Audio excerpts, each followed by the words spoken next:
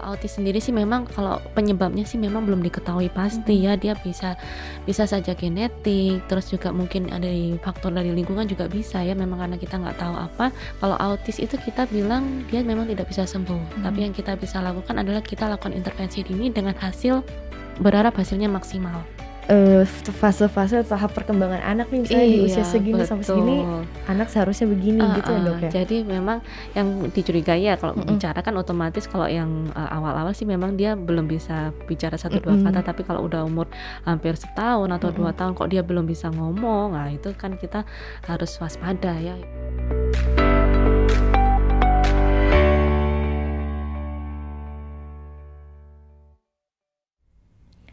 Oke, halo selamat siang semuanya sahabat SMC dimanapun sahabat SMC berada.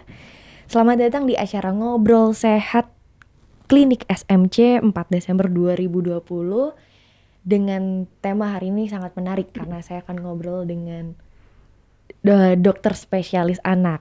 Nah hari ini secara perdana saya akan menemani acara Ngobrol Sehat SMC dan izinkan perkenalkan diri, nama saya Lucky, saya seorang psikolog klinis yang berpraktik di klinik SMC.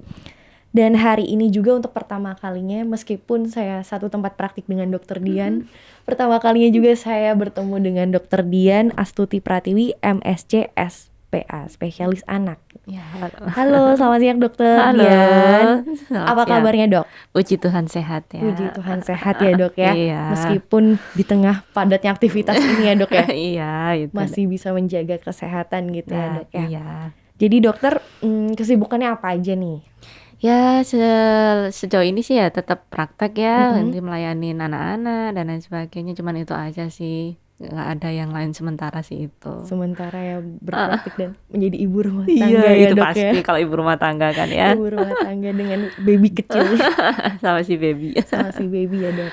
Nah untuk sekarang nih dengan kondisi masih di pandemi saat ini tuh, gimana dok prosedur atau praktiknya layanan konsultasi anak? Ya, kalau prosedur otomatis kita tetap harus mematuhi protokol kesehatan ya. Jadi ya protokol kesehatan ya seperti cuci tangan, pakai alat pelengkap perlindungan diri yang lengkap ya. Pasien pun juga kita sarankan untuk pakai masker ya. Ya pasti itu ya semua orang udah tahu ya, karena ini kan udah hampir mau setahun dengan COVID ya ini. Jadi ya sejauh ini sih masih seperti itu sama. Sejauh itu ya. Terasa gak sih dok nih hampir setahun atau nggak terasa gitu? Terasa banget. Terasa banget ya. Rasanya setiap hari berat. Iya itu udah ada aja gitu ya dok. Nah itu tadi ini Dokter Dian Astuti gitu. Jadi kami sama-sama berpraktik di SMC ya. Sudirman Medical Center, yaitu klinik kesehatan modern, lengkap, fleksibel, dan komunikatif. Jadi memang selengkap itu kliniknya karena menyediakan layanan kesehatan sesuai dengan kebutuhan masyarakat gitu. Ada selain Dokter Dian sebagai spesialis anak, juga ada dokter spesialis kandungan, dokter syaraf, penyakit dalam, dokter kulit kelamin, kemudian ada fisioterapis, akupuntur, dokter spesialis jantung, seksolog, dan banyak lagi juga ada dokter spesialis kejiwaan atau psikiater. Jadi untuk sahabat SMC yang ingin datang langsung ke klinik, tentunya tetap dengan menggunakan protokol kesehatan, silahkan langsung datang ke Jalan PB Sudirman nomor 1A atau di seberangnya Fakultas Ekonomi dan Bisnis Universitas Udayana, atau bisa nih langsung tanya-tanya karena kita sudah ada layanan WA-nya di 08123 900 8080. Bisa juga by call 0361 842 1835 atau lewat DM Instagram. Jadi banyak banget media sosialnya dari klinik SMC. Bisa booking, bisa tanya-tanya dulu gitu. Nah topik hari ini tadi saya bilang sangat menarik gitu, karena kita akan membahas tentang deteksi dini dan tata laksana anak dengan autisme ya dok ya. Nah mungkin sebagai pembukaan atau informasi dulu dok, sebenarnya apa ya gangguan autisme atau kita sebutnya ASD ya dok ya? Iya, kita sebutnya ASD ya. Jadi ASD itu Autism Spectrum Disorder ya. Jadi ini adalah salah satu jenis gangguan perkembangan ya pada anak. Mungkin udah banyak yang tahu ya sahabat SMC tentang autis.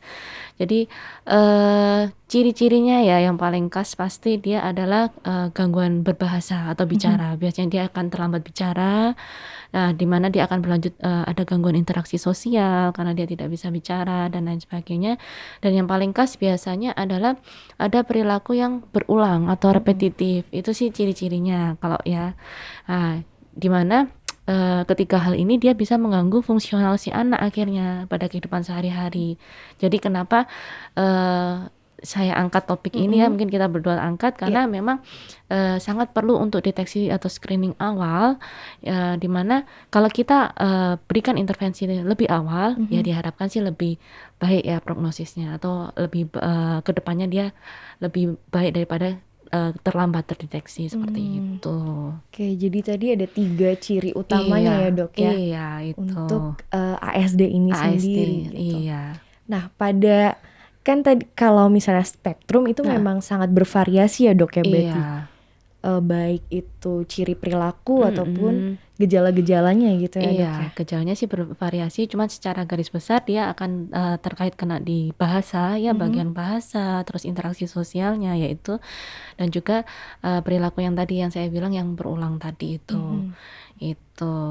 Oke. Nah, sebelum itu kita sebenarnya sapa dulu ya. Saya tadi kelupaan ya dok ya, maaf ini. Kita sapa dulu penonton kita hari ini. Ada Ibu Mbak Isri Kusuma. Oke, selamat siang buat teman-teman yang menyaksikan Instagram Live hari ini. Kalau sahabat SMC memiliki pertanyaan seputar topik hari ini, silahkan langsung tuliskan di kolom komentar. Ada Kak Agus juga, halo.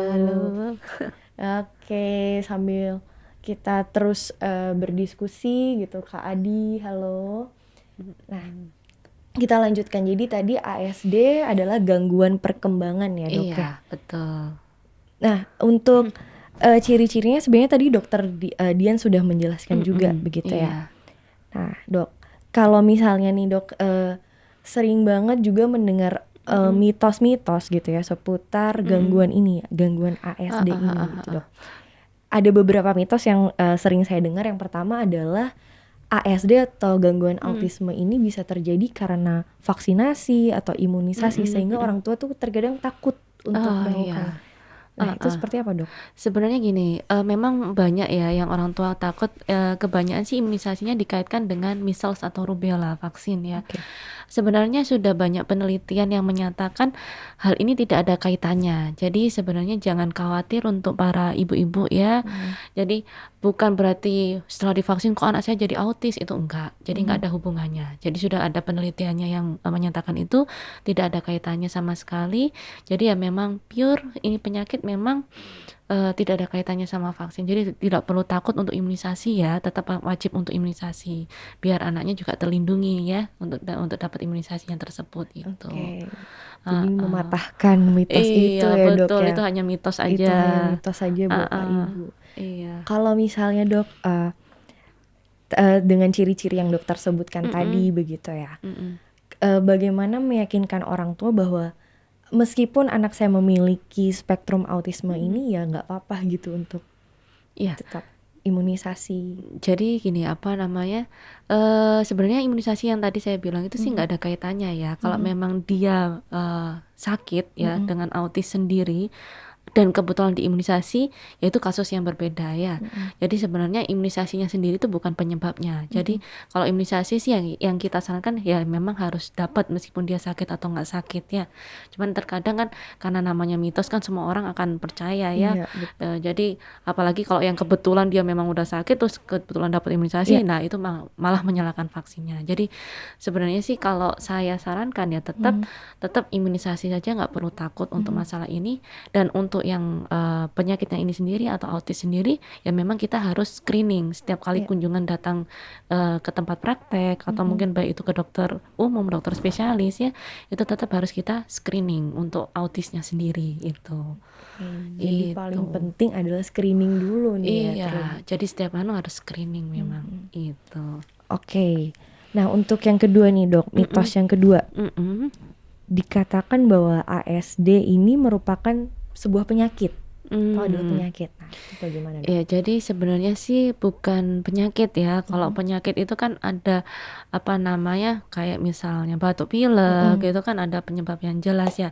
Kalau autis sendiri sih memang kalau penyebabnya sih memang belum diketahui pasti ya. Dia bisa saja genetik, terus juga mungkin ada faktor dari lingkungan juga bisa ya. Memang karena kita nggak tahu apa.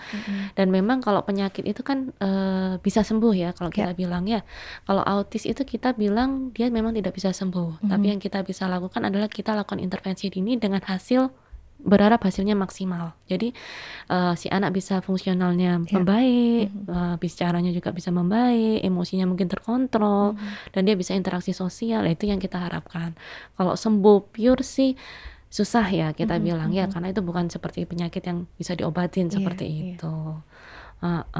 Jadi perlu menegaskan bahwa sebenarnya ASD itu bukanlah sebuah penyakit ya, Dok. Iya, gitu. Karena kalau ngomong sakit tuh pasti dua pilihannya, sembuh dan atau semakin sakit. Nah, itu gitu. Atau semakin parah gitu. Iya, betul. Jadi diharapkan dengan screening kemudian mendapatkan intervensi. Iya, itu diharapkan sih kedepannya dia lebih baik lah istilahnya. Dan optimal pertumbuhan atau perkembangannya. Iya, betul sekali. Oke, Dok. Nah, jadi sebenarnya tadi dokter juga sudah menyebutkan sebenarnya faktor-faktor yang menyebabkan gangguan ASD ini itu juga belum, ya penyebabnya belum pasti ya. Kita belum tahu penyebabnya apa. Ya tapi bisa juga genetik ya. Genetik itu adalah istilah bawaan ya, bawaan atau mungkin dari faktor lingkungan juga bisa. Gitu. Sejauh ini sih seperti itu. Sejauh ini pun penelitiannya juga seperti itu ya, Dok ya. Gitu. Oke.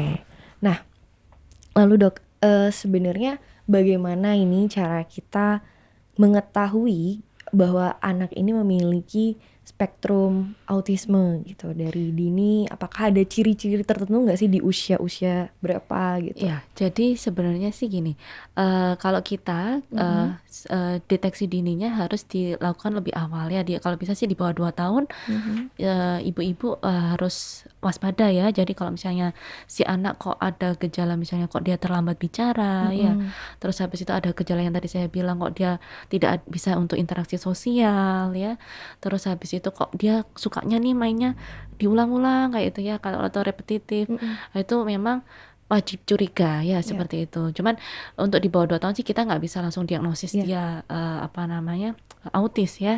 Tapi kalau misalnya ada beberapa alat untuk screening ya, biasanya sih kita pakai ada namanya checklistnya ya. Checklistnya itu adalah jadi ada checklist namanya Modified Checklist Autism for Toddler itu ya.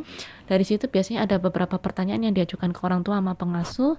Nah, itu nanti kita scoring biasanya gitu. Jadi di situ nanti kita bisa lihat dia risiko sedang atau mungkin risiko rendah atau mungkin dia nggak ada risiko atau mungkin dia risiko tinggi di bawah 2 tahun itu. Kalau misalnya memang dia risiko sedang atau tinggi, ya kita harus segera diagnosis si anak ini gitu ya.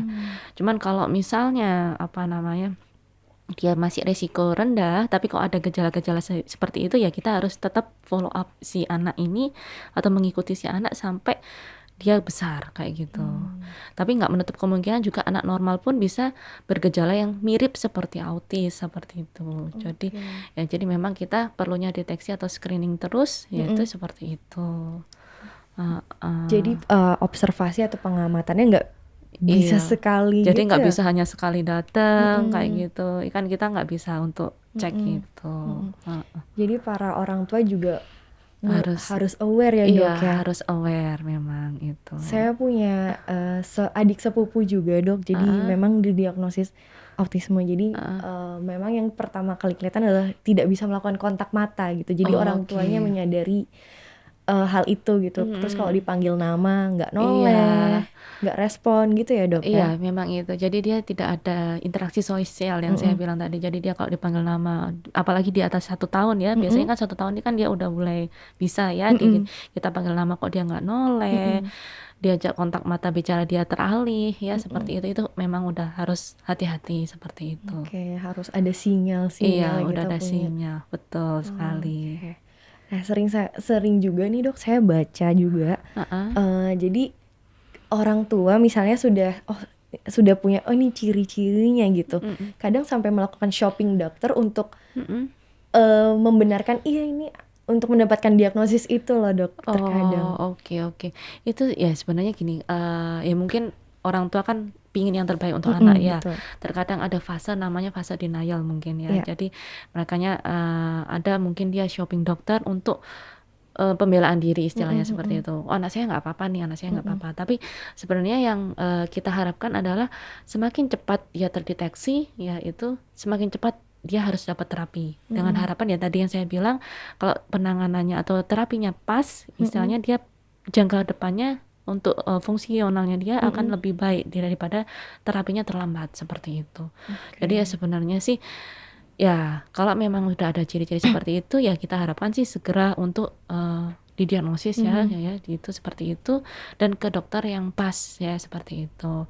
Ya nanti itu untuk terkait penata laksanaan berikutnya ya nanti kita akan bahas ya Iya, itu. betul, Dok.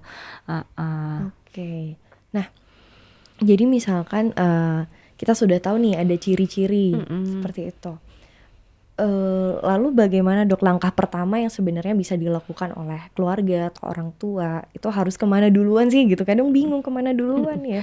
Jadi gini, kalau saya kan dokter anak bukan yang untuk konsultan ya. Jadi biasanya sih kita screening dulu kalau dokter anak yang umum ya, dokter anak umum itu istilahnya dia belum ada konsultannya ya. Biasanya kita lakukan screening yang tadi saya pakai checklist tadi. Kalau dia memang risiko tinggi, biasanya kita harus rujuk dia ke konsultan untuk tumbuh kembang. Ya, konsultan tumbuh kembang untuk didiagnosis lebih jauh. Diagnosis lebih jauh, dia ada checklistnya sendiri untuk kriteria diagnosisnya. Kalau memang si anak ini mengarah ke autis, ya kita harus segera tata laksana. Jadi terapinya adalah bisa itu adalah terapi perilaku ya, itu nanti kan juga di bidangnya Mbak Lucy.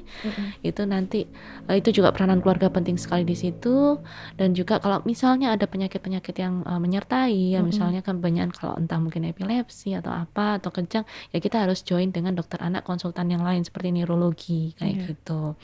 Nah, kalau misalnya untuk keterlambatan bicaranya ya mungkin kita bisa join juga dengan fisioterapis ya, untuk oral fisioterapis seperti itu. Nah, terus kalau misalnya memang gangguan bicara biasanya ada juga yang ada apa problem di telinga ya, itu nanti kita juga harus screening apa dia ada gangguan pendengaran dan lain sebagainya. Itu nanti untuk tata laksananya gitu. Jadi ya memang yang bisa dilakukan untuk dokter anak umum ya itu adalah harus segera screening dulu. Kalau memang dia ada problem, ya kita harus langsung join nama yang dirujuk ke konsultan yang bagian tumbuh kembang, biasanya seperti itu. Oke, jadi memang harus secara komprehensif ya dok ya. Iya, betul Nggak sekali. bisa dokter anak sendiri, psikolog sendiri. Betul sekali. Harus saling berkolaborasi. Betul sekali.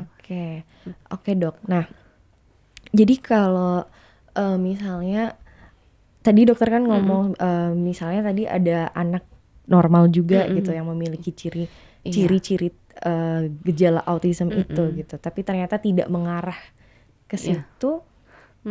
Itu berarti masuknya gejala yang ringan atau sedang gimana? Ya terkadang kan beberapa anak yang normal ya mungkin apa namanya, ada beberapa yang keterlambatan seperti itu, tapi bukan ke arah autis seperti itu. Jadi kan saya bilang yang tadi kayak cek telinga, mungkin dia ada gangguan di telinga, jadi dia mungkin dia nggak dengar, jadi dia nggak bisa terlambat bicara, itu ada seperti itu. Jadi sebenarnya dia bukan autis sebenarnya, tapi problemnya ternyata di telinga atau gangguan pendengaran. Jadi dia nggak bisa nangkep suara, makanya dia nggak bisa terlambat bicara, dan interaksi sosialnya akhirnya nggak bisa karena dia nggak dengar kayak gitu. Tapi sebenarnya dia bukan autis kayak gitu. Jadi ya memang kita harus detect. Adapun anak yang normal pun terkadang ya memang ada yang memang dia terlambat bicara, ada karena mungkin kurang stimulasi juga ada seperti itu. Jadi belum tentu yang terlambat bicara langsung autis ya, saya bilang itu. Jadi sebenarnya ya itu perlu pentingnya screening dini ya untuk deteksi beberapa kriteria yang untuk memenuhi autis yang tadi pakai checklist yang saya bilang. Kalau itu memang masuk di checklistnya, ya itu baru kita curiga ke arah autis biasanya itu. Jadi kurang lebih sebenarnya kita pun juga harus memiliki pengetahuan apa ya dok, fase-fase tahap perkembangan anak nih, misalnya di usia Iya, segini sampai segini, betul. anak seharusnya begini gitu ya, Dok, ya? Jadi memang yang dicurigai ya kalau Mhm. bicara kan otomatis kalau yang, awal-awal sih memang dia belum bisa bicara 1, 2 kata, Mhm. tapi kalau udah umur hampir setahun atau 2 Mhm. tahun kok dia belum bisa ngomong, nah itu kan kita harus waspada ya, Waspada ya, itu Dok? adalah istilahnya kalau kita bilang red flag ya, itu. Oke. Heeh, Dan betul. harus segera ke Di profesional ya, atau ya mendapat screening, yang paling penting tuh assessment-nya dulu ya, Dok, Iya, ya? betul sekali, Karena itu. kalau dari hasil assessment kita bisa tahu nih intervensinya apa yang tepat, Iya, betul sekali. begitu. Oke. Oke, kita lihat dulu, sudah ada yang join lagi nih, Dok. Oke. Si Visyuhan Priyadi. Oke. Sulastri Priyadi, Halo.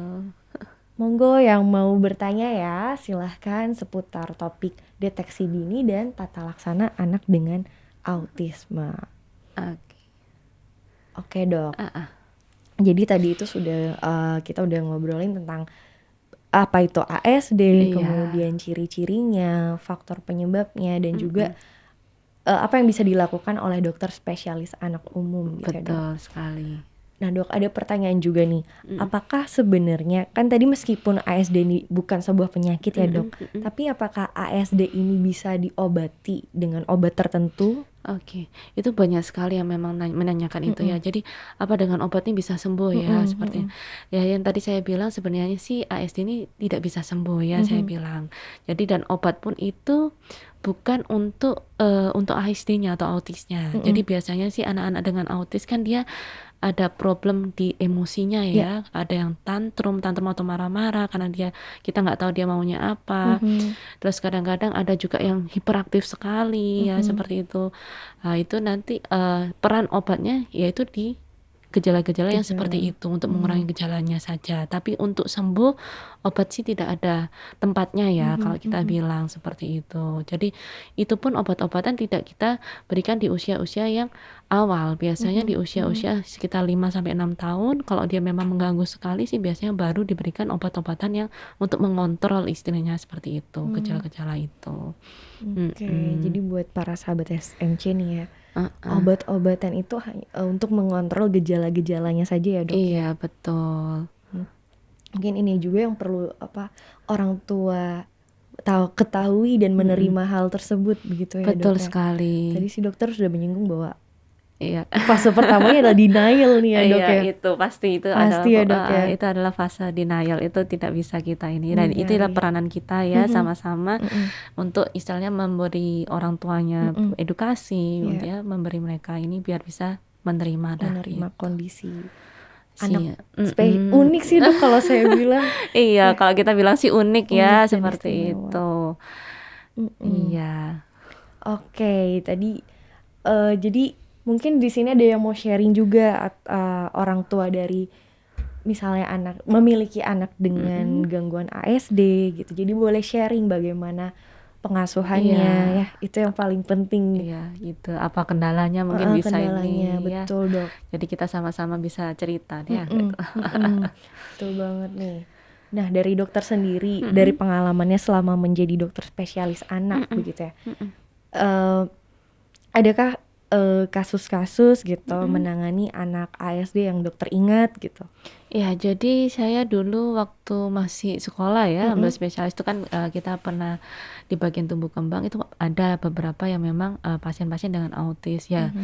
Banyak sekali cerita sih sebenarnya orang tua yang memiliki anak itu otomatis ya, yaitu tadi kenapa saya bisa bilang fase awal adalah denial karena ya memang dari cerita seperti itu.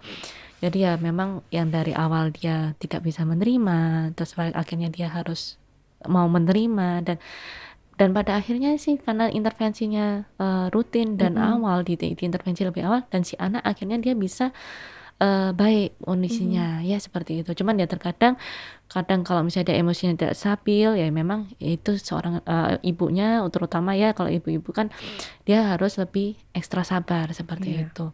Banyak sih cerita yang memang mereka hadapi ya untuk menemani anak-anak mereka yang seperti itu. Tapi sih jangan patah semangat kalau saya bilang. Dan itu untuk ibu-ibu yang lain ya itu jangan lupa untuk screening ya saya bilang, karena kenapa, kalau kita tata laksana lebih awal memang hasilnya jauh lebih baik daripada terlambat seperti itu. Betul. Itulah manfaat deteksi dini ya dok ya. Betul sekali. Supaya outcome-nya lebih baik dan optimal tentunya. Betul sekali. Tuh. Oke, nah kalau sebenarnya dari tadi dokter juga sudah menyinggung terapi perilaku ya dok ya. Itu yang diberikan oleh psikolog gitu ya. Ya mungkin bisa Mbak Uci mungkin ada pengalaman atau apa. Oke, kalau pengalaman sebenarnya belum ada dok gitu ya? Karena kalau dokter spesialis anak umum saya juga sebenarnya di klinis dewasa umum, klinis dewasa gitu. Tapi maksudnya mungkin karena saya belum punya pengalaman anak dewasa dengan gejala autistik, jadi saya share dengan yang saya tahu aja gitu ya dok ya.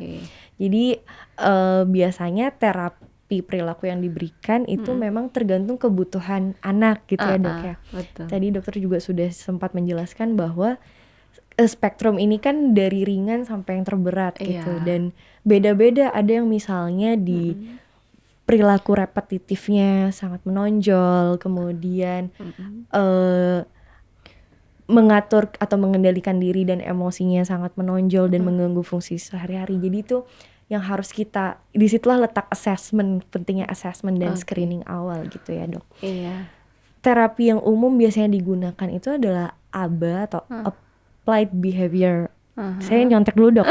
Applied Behavioral Analysis gitu ya dok ya, untuk meningkatkan kemampuan atau mengembangkan kemampuan anak untuk berkomunikasi, kemudian menjalani self care atau merawat diri, lalu kebersihan dan interaksi sosial gitu. Iya betul. Jadi di terapi ini nanti terapis akan melakukan screening apa yang memicu anak berperilaku demikian. Jadi antecedents, behavior dan consequences-nya apa gitu. Dan terapis ini memberikan reinforcement atau penguatan supaya perilaku yang diharapkan ini bisa bertahan. Nah, ini terapi yang umum biasanya digunakan gitu. Itu memang kembali lagi ya dok ya ke kebutuhan dan karakteristik anak gitu. Jadi bisa saja satu anak dengan gejala autistik beda nih sama anak autistik lainnya juga gitu kan ya dok ya. Memang beda-beda ya. Iya, emang beda-beda meskipun memiliki gangguan yang sama gitu. Lalu yang kedua ada terapi sensori integrasi. Jadi memberikan stimulasi ke semua indera sensorinya. Dan biasanya paling ampuh itu memang kita latih di lingkungan terbuka dok, atau lingkungan alam gitu loh. Jadi anak diajak misalnya ke taman bermain atau ke kebun, terus dilepas alas kakinya, jadi menginjak, merasakan sensoris, merasakan rumput, terus melihat awan, pelangi dan sebagainya gitu. Lalu tadi dokter juga udah share yang terapi kita misalnya ke fisioterapis atau terapi okupasi gitu ya, untuk melatih kemampuan komunikasi ya dok ya. Betul. Verbal dan juga non verbal gitu. Yang menonjol juga ya dok, anak dengan gejala ASD ini memang dikatakan kan tidak bisa mengenali emosi gitu ya. Jadi kadangkala tidak tahu misalnya kita lagi sedih, mereka pun juga nggak tahu gitu, nggak bisa mengenali, tidak bisa paham. Tidak bisa paham. Jadi di terapi okupasi ini juga diajarkan atau dilatih bagaimana biasanya tuh kita kasihnya mungkin mengenalkan emosi dengan kartu emosi. Ini loh kalau orang lagi sedih visualnya gini gitu. Jadi kalau dari dosen saya mengatakan memang anak yang memiliki kebutuhan khusus ini atau ASD ini cara ampuhnya adalah mengajarkan dengan visual gitu. Jadi memberikan ini orang lagi sedih tuh gambarnya kayak gini, orang lagi seneng gini gitu. Nanti dari situ dia juga diajarkan mengekspresikan emosinya itu seperti apa. Oh, oke. Begitu. Jadi banyak terapi ya Banyak dok. sekali ya. Dan terapi wicara. Okupasi itu motorik halus, motorik kasar dok. Oh, oke. Jadi cara memegang pensil, memegang sendok. Oh, itu yang diajarkan juga Iya, ya. itu yang diajarkan gitu. Jadi banyak banget terapinya, tapi kembali lagi sebenarnya ke kebutuhan anaknya ini apa sih yang paling utama dulu gitu. Oh, oke. Begitu sih teman-teman sahabat SMC. Sudah ada lagi yang baru, Bebex. Bebex ya. Halo, selamat siang. Apalagi nih dok, kalau misalnya jadi saya sempat browsing kemarin dok, mungkin ini dosennya dokter atau enggak, ini jadi dari Dokter Maineni Sitaresmi. Oh, gitu. oke. Bagian tumbuh kembang Bagian ya. tumbuh kembang. Jadi beliau mengatakan bahwa seringkali orang tua itu datang ke terapis atau ke psikolog ataupun ke spesialis anak itu di atas saat anak usianya di atas 4 tahun gitu. Jadi penanganannya memang nggak optimal gitu ya dok ya. Iya, jadi kebanyakan karena mereka datang terlambat ya. Entah mungkin orang tuanya baru sadar atau mungkin ya itu tadi fase denial ya, mungkin dia udah shopping dokter dan pada akhirnya dia datang ke dokter yang khusus untuk konsultan tumbuh kembang itu ada. Dan memang kebanyakan sih memang datangnya sudah terlambat ya, di usia udah lebih dari 2 tahun ya, yang kita untuk lakukan intervensi jadi susah ya kayak gitu. Jadi ya itu kenapa saya tekanin di sini, kita bahas juga kenapa perlu screening ya. Jadi ya itu biar teman-teman ya atau di sahabat SMC lebih aware ya, tidak aja sahabat SMC ya, mungkin ibu-ibu yang lain ya lebih aware untuk gejala yang tadi saya bilang. Kalau memang kok ada seperti itu, segeralah periksa, jangan ditunggu untuk berapa waktu yang cukup lama itu. Jangan ditunda ya dok. Jangan ditunda deh. Jadi gitu. semakin cepat lebih baik. Betul. Gitu. Ya, sahabat SMC juga bisa share nih ke mungkin kalau tahu ada kerabatnya yang memiliki anak dengan ciri-ciri demikian, boleh nih di-share gitu ya. Oke, betul. Jadi bisa datang ke Dokter Dian. Oke, untuk screening dulu dok. Betul. Jadwal praktiknya kapan dok di SMC? Ya, saya hari Selasa, Kamis, Sabtu jam 6 sampai jam 8. Oke, catat ya, Selasa, Kamis, Sabtu 6 sampai 8 malam. Iya.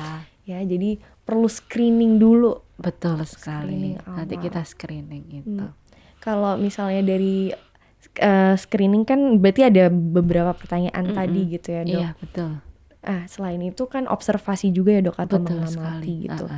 Jadi gimana dok, maksudnya anaknya kita bawa ke... Ya biasanya sih kalau ini kan otomatis si anak sama si ibu atau mungkin pengasuh ya, kalau dia memang, karena kan ada beberapa yang mungkin dipegang pengasuh, jadi biasanya lebih aware pengasuh ya. Itu biasanya sih ada pertanyaan yang kita ajukan dan kita juga harus lihat si anak. Kalau memang kok cocok ya seperti itu ya, kita harus langsung ke next step atau fase untuk diagnosisnya ya, seperti itu. Kita langsung berikan rujukan, dan kalau memang pas sakit atau memang ada, kita tegakkan diagnosisnya itu ya langsung kita terapi, biasanya seperti itu. Si anak sih memang tetap harus ikut ya, karena kita kan harus periksa juga ya. Betul, gitu. harus mengamati langsung ya dok ya. Betul. Apakah memiliki ciri-ciri ini tidak gitu. ya. Betul. Oke, ada yang bertanya dok dari Sinta Chan. Siang Dokter Dian dan Mbak Luki, saya mau bertanya, anak saya umur 2 tahun tapi dia sudah fasih dengan gadget. Kalau dia sudah pegang HP, dia tidak bakal merespon kalau dipanggil atau diajak bicara. Apa perilaku seperti itu termasuk berbahaya untuk kejiwaan atau bagaimana ya dok? Mohon masukannya. Itu dia. Ini sih ya memang apalagi sekarang ya banyak banget anak-anak yang pegang gadget ya. Gini, jadi sebenarnya gadget sendiri itu dia kalau, si anak dia akan istilahnya terfokus dengan gadgetnya sendiri ya. Sebenarnya dia normal ya, jadi bisa aja bicara, tapi karena dia hanya lihat dengan gadget, jadi otomatis dia, tidak ada yang menstimulasi dia untuk bicara, seperti itu. Jadinya akhirnya ada beberapa yang, ada yang terlambat bicara, ada yang Oke. sebenarnya dia bisa ngomong, tapi karena nggak ada stimulasi, akhirnya nggak bisa ngomong kayak gitu, dan dia fokus dan tidak bisa teralihkan, seperti itu.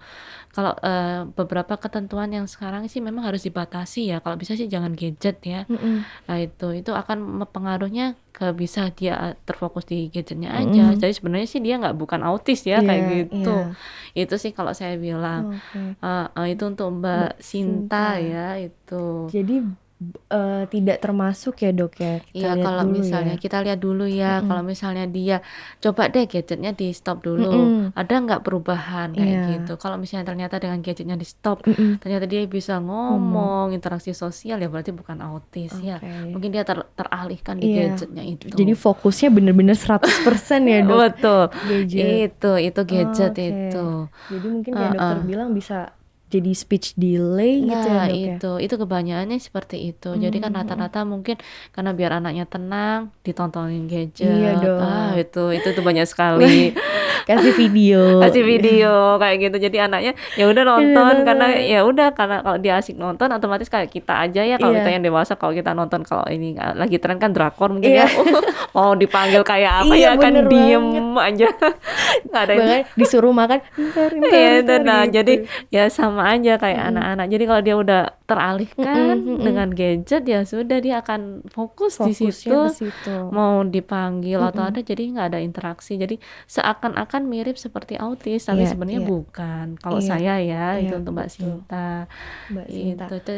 Jadi sebenarnya dok dulu kan sering ya, atau nggak tahu sampai sekarang ya, Heeh. stigmanya atau labelnya, misalnya nih saya fokus sering gitu loh dok disebut dasar autis Nah gitu loh itu. dok, penggunaan kata yang nggak perlu seperti Iya, itu. jadi kan dulu memang sering ya kayak gitu. Kalau kita udah asik sendiri, Heeh. kamu kok autis kayak gitu. Iya. Ya jadi sebenarnya ya ciri-ciri orang autis ya seperti itu. Tapi ya sebenarnya bukan autis ya, Iya, karena kita iya. fokus di satu titik Satu gitu. titik. Jadi udah dijelasin juga gangguan ASD itu sendiri itu seperti apa gitu. Iya, jadi ya itu sih. Ya itu gadget itu salah satu juga problem ya sebenarnya gitu. Di masa ini ya dok ya, masa berkembang sekarang. teknologi. Itu. Jadi kita juga di dokter anak juga kita saranin untuk pembatasan sih waktu. Screen time ya dok Iya, ya. betul, screen time itu. Kita batasi dengan harapan ya tidak mengganggu si anak kayak gitu. Betul. Heeh. Oke, semoga menjawab ya Mbak Sinta. Iya, itu untuk Mbak Sinta. Nah, apalagi ya dok, label-label tadi kan sehubungan tentang itu ya, stigma-stigma atau penggunaan kata-kata autis yang sebenarnya tidak perlu gitu loh dok. Iya, betul. Jadi saya pernah dengar juga, karena tadi saya cerita bahwa sepupu saya mengalami, saya dengar selentingan, oh ini anaknya bodoh gitu, anaknya nggak bisa ngapa-ngapain.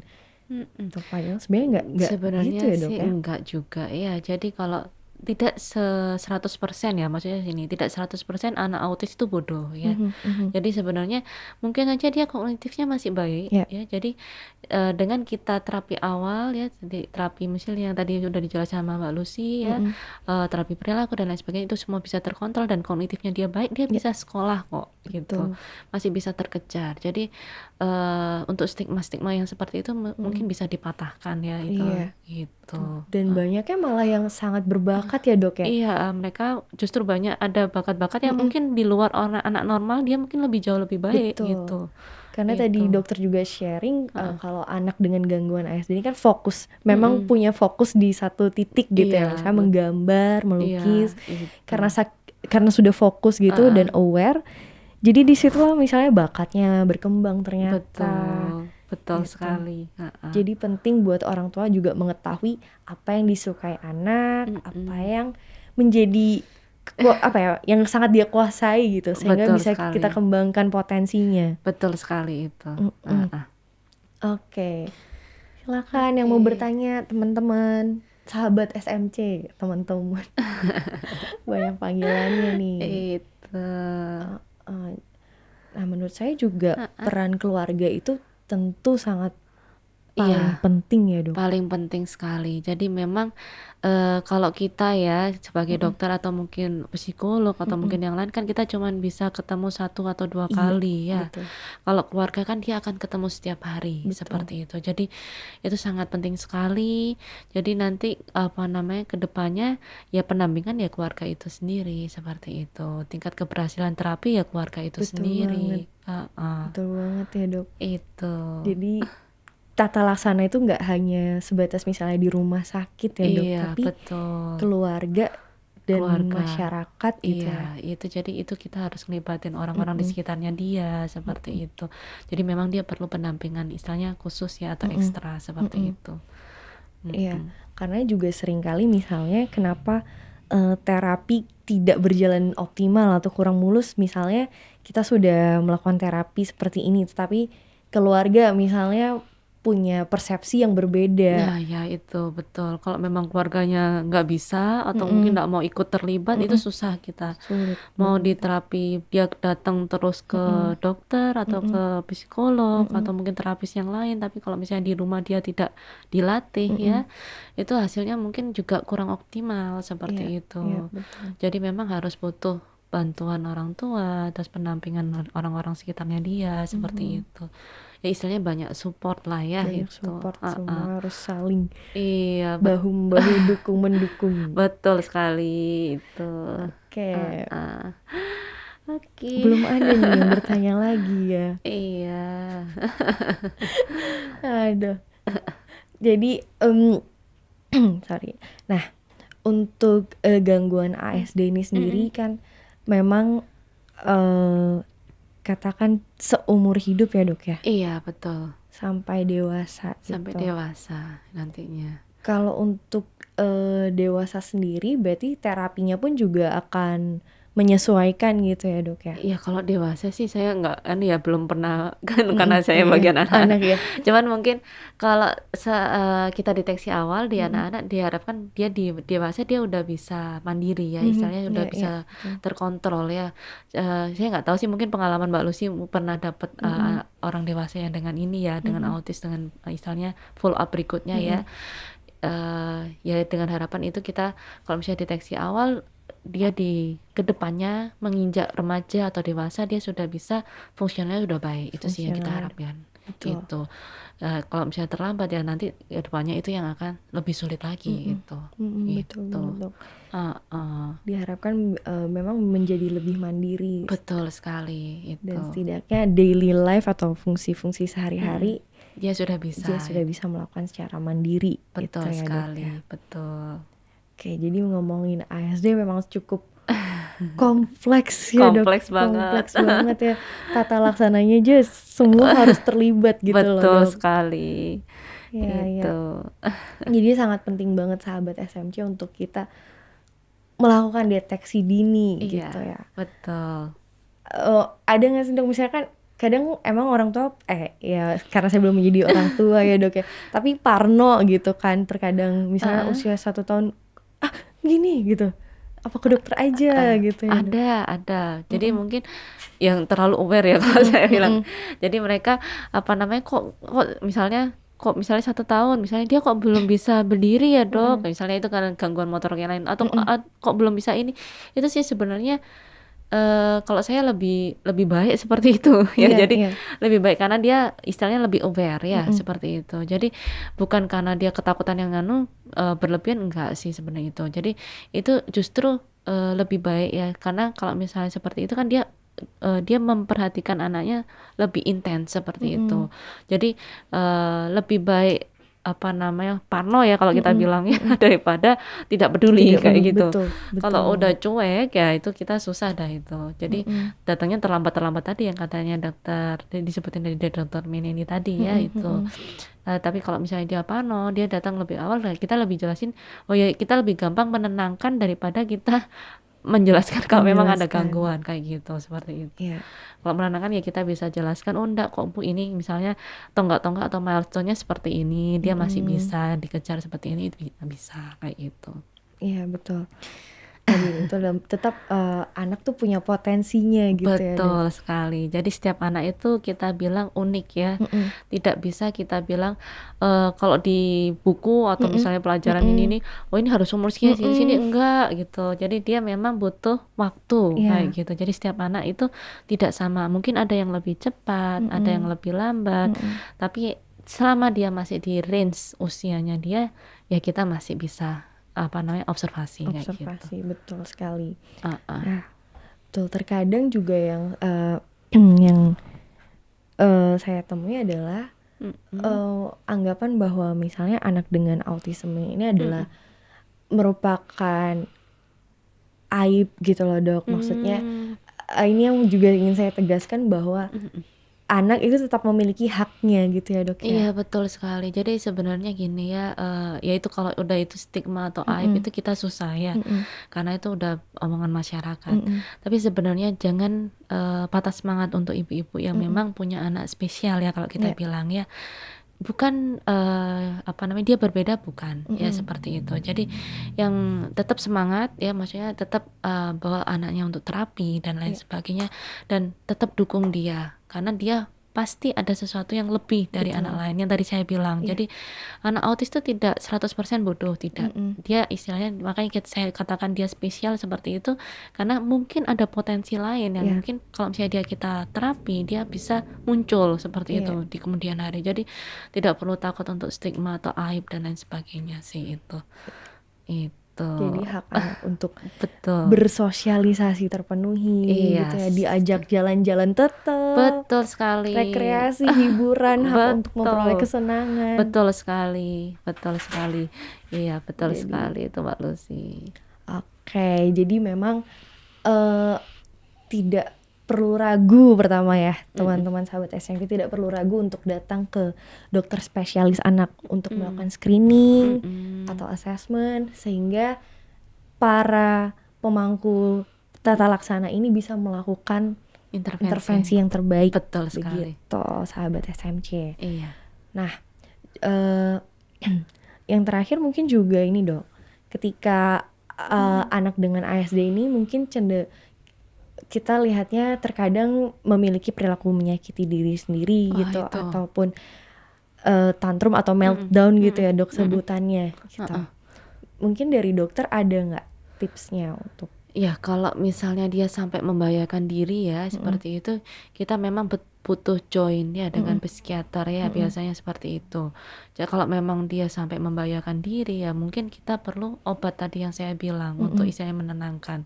Cuman kalau misalnya dia masih bisa kita kontrol tanpa obat, ya kita coba kontrol tanpa obat seperti itu. Tapi kalau dia sampai melukai diri, nggak bisa ditenangkan sama sekali, ya terpaksa kita harus butuh beberapa obat seperti itu. Itu memang susahnya anak-anak yang spesial seperti ini kan dia nggak menyadari ya apa itu emosinya seperti apa, tanpa peduli dengan orang sekitarnya. Ya tapi tetap kuncinya adalah sabar untuk orang tua yang memang punya anak seperti ini ya, seperti itu.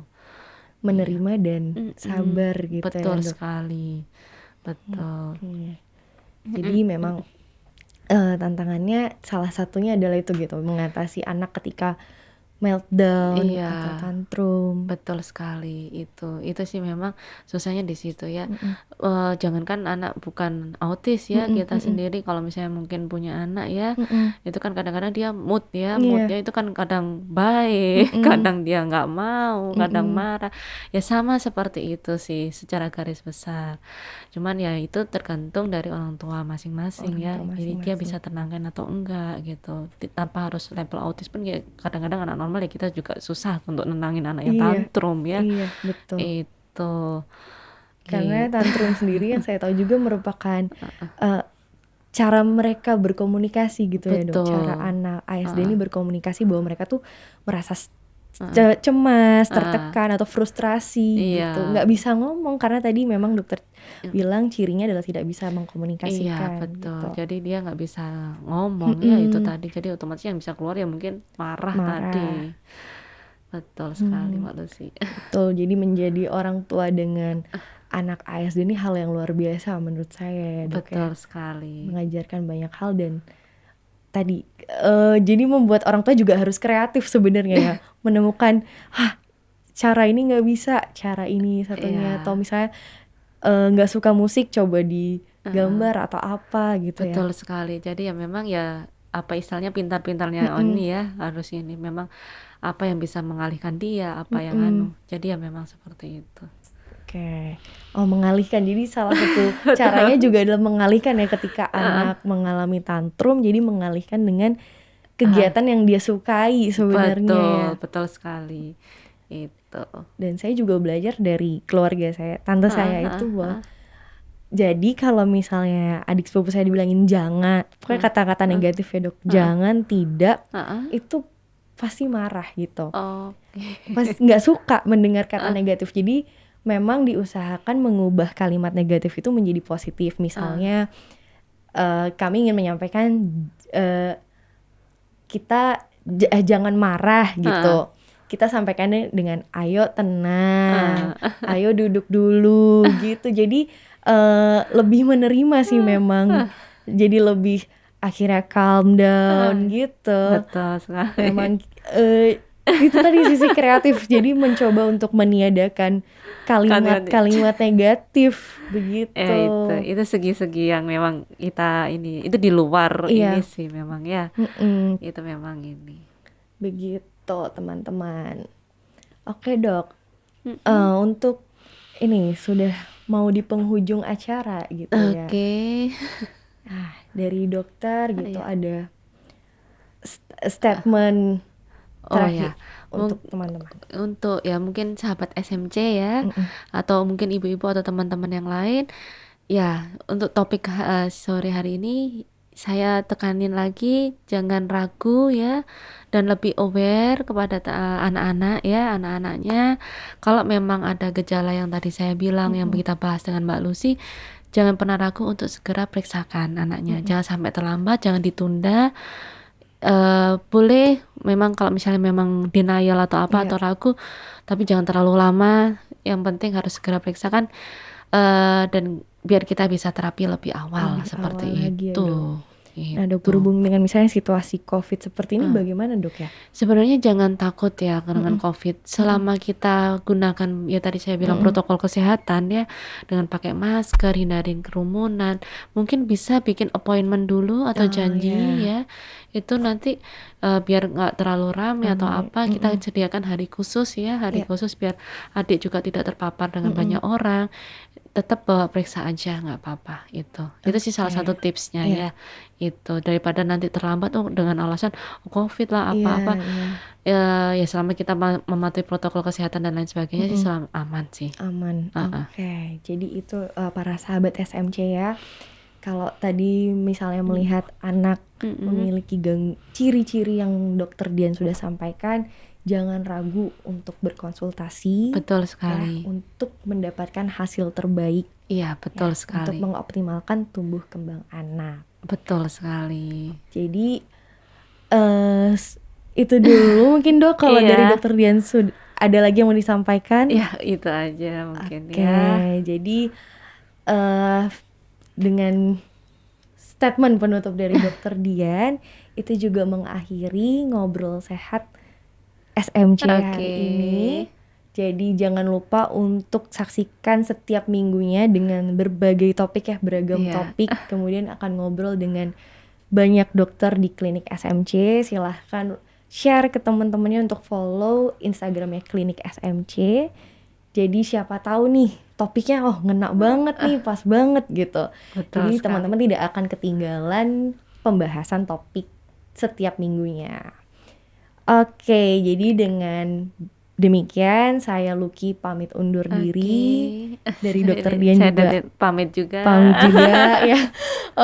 Mohon maaf jika ada salah kata atau yang kurang berkenan. Semoga teman-teman yang menonton dimanapun selalu diberikan kesehatan. Selamat siang ini ya dok ya. Selamat siang. Selamat siang apa sore? Sore ke siang ya. Selamat selamat sore. Sampai ketemu. Sampai ketemu lagi.